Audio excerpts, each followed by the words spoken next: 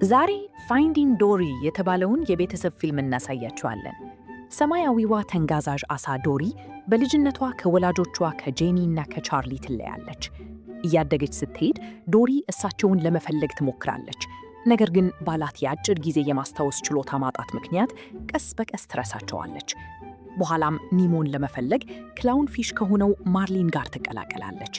ከማርሊንና ከኒሞ ጋር ከተገናኙ ከአንድ ዓመት በኋላ ዶሪ ከነሱ ጋር በኮራል ሪፍ ውስጥ ትኖራለች። አንድ ቀን ዶሪ የድሮ ትዝታዎች ከስክሰው ይመጡባትና ወላጆቿን ታስታውሳለች። እሳቸውን ለመፈለግም ትወስናለች። ነገር ግን የማስታወስ ችግሯ እንቅፋት ይሆንባታል። ማርሊንና ኒሞ በጉዞዋ ላይ አብረዋት ይሄዳሉ። ክረሽ በተባለው የባህር ኤሊ ጓደኛቸው እርዳታ የካሊፎርኒያ የውሃ ሞገድን በመጠቀም ወደ ካሊፎርኒያ ይጓዛሉ። እዚያ እንደደረሱ በጠፋ ጭነት የተሞላውን የሰመጠ መርከብ ይመረምራሉ። በዚያም ዶሪ በስህተት አንድን ግዙፍ የሃምቦልት ስኩዊድ ታነቀዋለች። እሱም ያሳድዳቸዋል። እንዲሁም ኒሞን ሊውጠው ጥቂት ይቃረባል።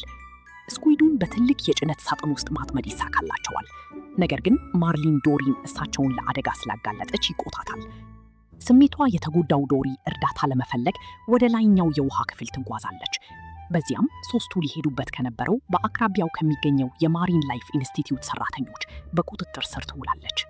ዶሪ ለብቻዋ እንድትቆይ ኳረንቲን ተደርጋ ምልክት ይደረጋበታል። በዚያም ሄንክ የተባለ ተነጫናጭ ባለ 7 እግር ኦክቶፐስ ታገኛለች። የዶሪ ምልክት በክሊቭላንድ ኦሃዮ ወደሚገኝ አኳሪየም እንድትዛውር የሚጠቁም ነው።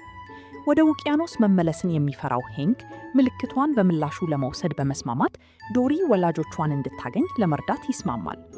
በአንዱ ማሳያ ክፍል ውስጥ ዶሪ የልጅነት ጓደኛዋን ዴስቲኒን ታገኛለች። እሷ በቱቦዎች ውስጥ ከዶሪ ጋር ትገናኝ የነበረች አጭር እይታ ያላት አሳ ነባሪ ሻርክ ነች። እንዲሁም ባይሊ የተባለውንና የራሱን ድምፅ የመለየት ችሎታ ኤኮሎኬት እንዳጣ በስህተት የሚያምነውን ቤሉጋውን ፊን ታገኛለች። ዶሪ በመቀጠል ከወላጆቿ ጋር የነበራትን ሕይወት ትዝታዎች ታስታውሳለች።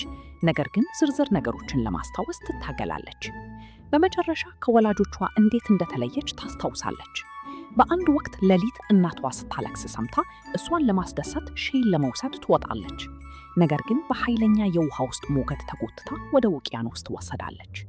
ማርሊን እና ኒሞ ፍሉክና ረደር ከተባሉ 2 ሰነፍ የካሊፎርኒያ የባህር አንበሶችና ቢኪ ከተባለች አዋፍ ጋር በመሆን ዶሪን ለማዳን ይሞክሩ። ወደ ተቋሙ ገብተው በቱቦዎች መረብ ውስጥ እሷን ማግኘት ይሳካላቸዋል። ሌሎች ሰማያዊ ተንጋዛዥ ዓሦች የዶሪ ወላጆቿ እሷን ለመፈለግ ከረጅም ጊዜ በፊት ከተቋሙ አምልጠው እንደወጡና ፈጽሞ እንዳልተመለሱ ይነግሯቸዋል።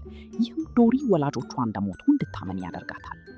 ሄንክ ዶሪን ከገንዳ ውስጥ ሲያወጣት በአጋጣሚ ማርሊንንና ኒሞንን ጥሏቸው ይሄዳል። እሱም በአንዱ ሰራተኛ በቁጥጥር ስር ይውላል። እንዲሁም ሳያስበው ዶሪን ወደ ፍሳሽ ማስወገጃ ውስጥ ይጥላታል። ይህም ወደ ውቅያኖስ ያወጣታል። ያለ አቅጣጫ ስትንከራተት የሼል መስመር ታገኛለች። በልጅነቷ ወላጆቿ ወደ ቤት የምትመለስበትን መንገድ እንድታገኝ ተመሳሳይ መስመር ያዘጋጁላት እንደነበር ታስታውሳለች። እሷም መስመሩን ትከተላለች። በመስመሩ መጨረሻ ላይ ዶሪ በርካታ የሼል መስመሮች የሚመሩበትን ባዶ የጭንቅላት ቅርጽ ያለው ኮራል ታገኛለች። ለመሄድ ስትዞር ወላጆቿ ይደርሳሉ። እነሱም በመጨረሻ ታገኘናለች በሚል ተስፋ መስመሮቹን ለማዘጋጀት ዓመታትን እንዳሳለፉ ይነግሯታል። ማርሊን፣ ኒሞ እና ሄንክ የተለያዩ የውሃ ፍጥረታትን ወደ ክሊቭላንድ በሚወስደው የጭነት መኪና ውስጥ ይገባሉ። ዴስቲኒ እና ባይሊ ዶሪ እነሱን እንድታደን ለመርዳት ከማሳያ ክፍላቸው ያመልጣሉ። ዶሪ መኪናው ላይ እንደወጣች ሄንክ ከእሷ ጋር ወደ ባህር እንዲመለስ ታሳምነዋለች። በጋራ በመሆን መኪናውን ጠልፈው በተጨናነቁ አውራ ጎዳናዎች ላይ በመንዳት ሁከት ይፈጥራሉ። በመጨረሻም መኪናውን ውቅያኖስ ውስጥ በመክሰክሰስ ዓሦቹን በሙሉ ነፃ ያወጣሉ። ዶሪ ከወላጆቿና ከአዳዲስ ጓደኞቿ ጋር በመሆን ከማርሊንና ከኒሞ ጋር ወደ ኮራል ሪፉ ትመለሳለች። ሄንክ በውቅያኖስ ውስጥ ደስተኛ ሕይወትን መኖር ይጀምራል። እንዲሁም በኒሞ ትምህርት ቤት መምህር ይሆናል። ከፊልሙ ማብቂያ ጽሑፎች ጋር የሚታየው ትዕይንት ከዋናው ፊልም ክስተቶች በፊት ስለ ሄንክ የሚያሳዩ አጫጭር ቀንጣቢ ምስሎችን የያዘ ነው።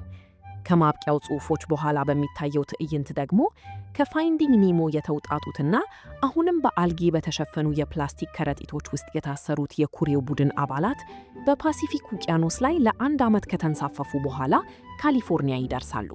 በዚያም በማሪን ላይፍ ኢንስቲትዩት ሰራተኞች ይወሰዳሉ። ስለተመለከታችሁ እናመሰግናለን። ሁላችሁም እንደተደሰታችሁ ተስፋ እናደርጋለን።